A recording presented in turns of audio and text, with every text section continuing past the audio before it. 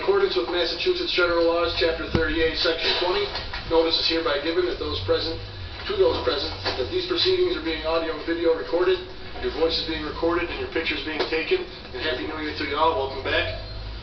First item on the agenda is the open microphone period. As you approach the podium, please give your name and address for the record, and kindly keep your comments to approximately 3 minutes or less.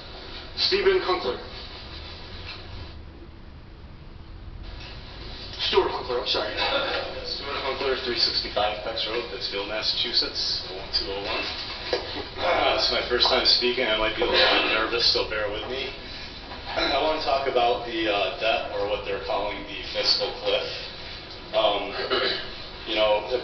It's put a lot of local governments, or the state governments and town governments, in a position where you're being told there's no money and you have to shut off services, and we're being told that our children's and our grandchildren and our grandchildren's children are responsible for that debt.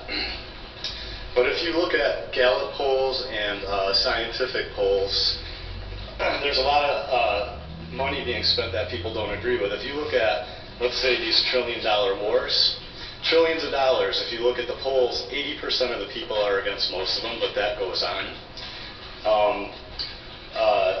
Nothing against illegals, I'm not prejudiced, but 75 to 80% of people in scientific polls and Gallup polls are against that, giving welfare to millions of people that come here illegally, and health care, but yet that continues to go on.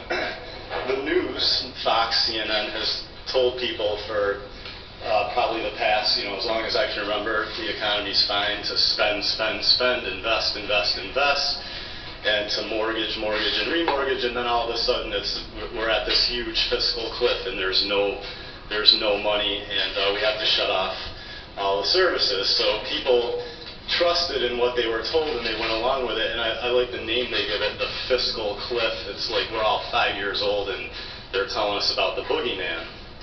So my point is are we seriously going to put our children's children and grandchildren in debt? And I know you guys don't have a lot of control over this, but you got more clout than I do. And I'm sure you guys know people and get together and network.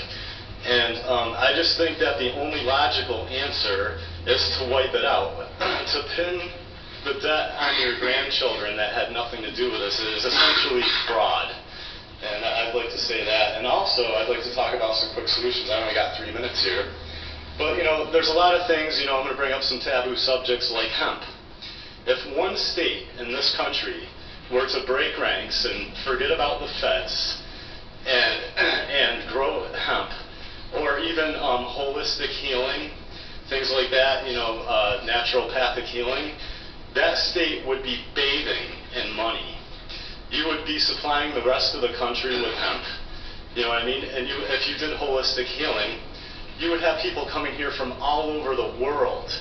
There's people that have to leave this country and go to other countries to get holistic healing. And I don't know why we're so afraid of vitamins and minerals in this country. When I was a kid, I was told they were a good thing. And lastly, I'd like to say, because I don't have a lot of time, is that you as politicians get more power. You get more power by not going along with this type of stuff. I mean, the bankers got all the money in the world. They don't need any more money. So you go down in history as, in a time, like we're in now, as heroes for standing up against these things. And if, we created the federal government, they didn't create the states. And really, when it comes down to it, we have to do what's good for us. And if you guys are afraid of the federal, the feds, if you feel your jobs are at risk or your reputation, that's when the people back you up. That's when the sheriff backs you up. The sheriff of the county can kick the feds out. The sheriff is the one, you know what I mean? You have the support of the people in the county sheriff. You guys don't have to do every little single thing the feds say. I mean, they get caught lying incessantly. It's like all they do is lie. And, that's pretty much all I have to say, and to wrap it up in 3 minutes. And thank you very, very much. Thank you, Mr. Hunkler. David Holbert.